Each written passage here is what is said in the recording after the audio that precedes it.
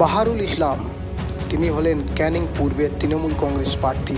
এই জায়গাটায় ছিলেন শওকাত মোল্লা, তাকে চেঞ্জ করে ভাঙড়ে নিয়ে আসা হয়েছে এবং তার জায়গায় প্রার্থী করা হলো বাহারুল ইসলামকে।